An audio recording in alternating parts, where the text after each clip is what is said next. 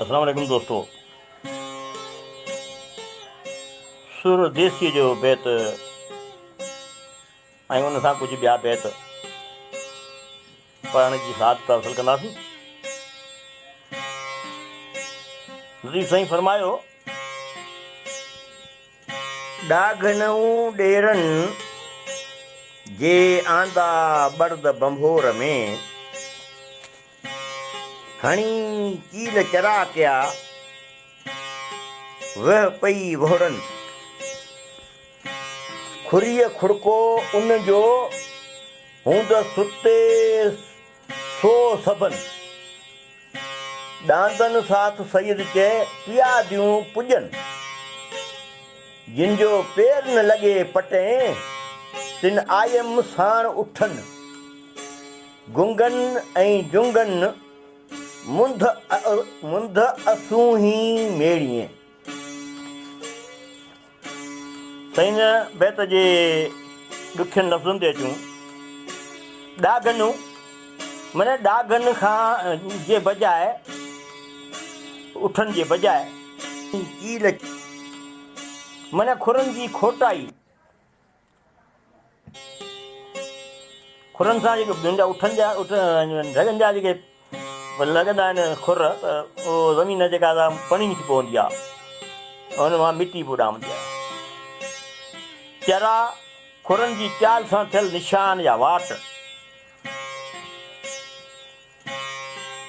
जेकॾहिं 8-10 उठ हिकिड़ा ढगा जेकॾहिं कंहिं रस्ते हिकिड़े हंध ते हिकिड़े वञनि त उतां वाट ठही पवंदी आहे। इहो असांजो तजुर्बो आहे। बर्द माने ढगा, वोहड़ा माने जवान या ज़ोराइता अड़ियल ढगा, ऐं खुरी माने खुर उन्हनि जा ढगनि जा, खड़को माने आवाज़, सो माने ॿुधो, ॿुधण में अचो आयो, पटे माना पट मथां लॻण, पट सां लॻण, ऐं गुंग उठनि खे चयो वियो आहे। ऐं उहे बि जेके ॻाल्हायूं कोन, रड़ियूं कोन कयूं, त हूअं त अॻे उठ रड़नि मुंहुं भेरे माठ थी, सो इन दफ़े उठनि खे बि को उन्हनि को नशो प्यारे छॾियो हो या छा हो जो उहे वरी रड़ बि कान कयूं। जुंग माना ॾाढा अमृत जांथा पहलवान, सॼणो जॾहिं पुनुअ जा भाइर धोखो करे ससीअ जो वर वठी राति जे बगड़े में हलिया, त रिवायतूं बि आहिनि त ससी ऐं पुनू ॿिन्ही खे का अहिड़ी ऐशा आवर शइ प्यारी हुई उठनि समेत, जो हू अहिड़ी अघोर निंड में हलिया विया जो न पुनू सुजाग थियो ऐं न ई वरी का ससीअ खे कल पई। हू उठ खे चइबो आहे जेकॾहिं रुॻो ईअं वेझो वञिबो त बि रड़ कंदो, पर हिन भेरे जेको सो उहा कान थी जेका ससी खे सुजागी ॾिए। सुबुह जो जॾहिं ससी सुजाग थी त कार्य वारा कख लॻा पिया आहिनि। बीटाई साईं ससीअ मूंखां चवाए थो, हाय घोड़ा संजे मुंहुं न संभालियो, सुबुह मारिस सूर, उथी आधी राति जो ॾीन में पलटो पूर, जतन जे ज़रूर मादुर मारी आहियां। ऐं मड़ मूं संजे कोन संभालियो, हाणे सुबुह जो मूंखे सुरनि मारे छॾियो, हाणे त आधी राति जो मूंखे जेको वरियो पलटियो पिया पूर पवनि, हाणे मूंखे सिर्फ़ु जतन जी ज़रूरत आहे ऐं उन मूंखे मारे विधो आहे। संजे मूं न संभालियो मारियसि सूर सुबुह, नेण हेराए निंड में जतन लंघी जूअ, हानियूं करे हू मूंखां आधी राति उथी विया। आधी राति उथी विया कर रखियाऊं केच, ॿारो चाणे पेच मुंहिंजो मन मुंझायो। हाणे त वीचारी ससी लाइ जिनसी क़यामत सोगरा हुई, हू पंहिंजा सभु लाॻापा लोक वारा लाइ हली पई पंहिंजे पुनूअ जे पोयां।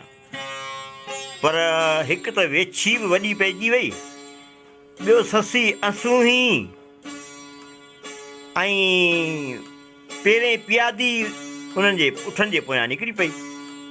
झंगल झर झंग बरपट बयाबान ऐं जबल पई झागे।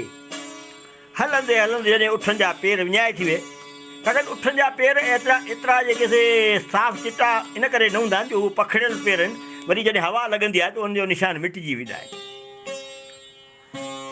जॾहिं उनजा पेर विञाए थी विया त पंहिंजे ऐं उठनि जे रफ़्तार जे फ़र्क़ खे ॻणींदे संदसि दिलि में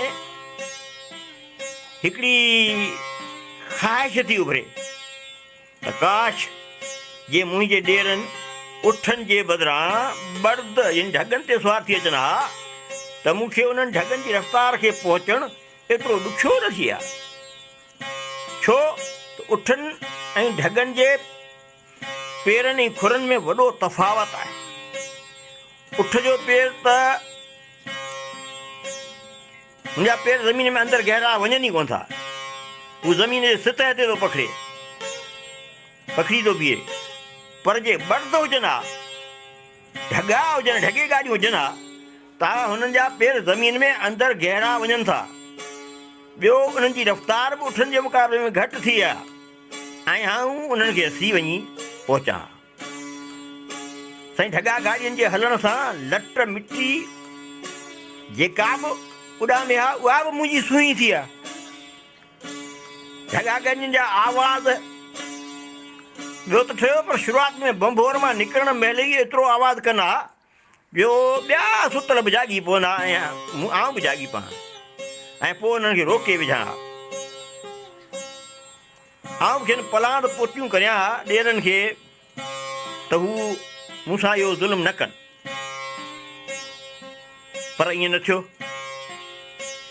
ही गूंगा उठ ऐं उन्हनि ते वरी जुंग जवान चढ़ियल आहिनि, तिन खे रसणु मुंहिंजो ॾाढो ॾुखियो थी पियो आहे। हाणे त अलाह तोखां सवाइ ॿियो आसरो कोन्हे। तूं ई मूं अणसुई खे मुंहिंजे पुनल सां मेड़ मिलाए। दोस्तो ॾिसो त लतीफ़ जी सोच जी परवाज़, हू केॾी न बारीकीअ सां कमाल जी मंज़र कशी करण ते क़ादिर आहे। जे लतीफ़ जी ॿोली।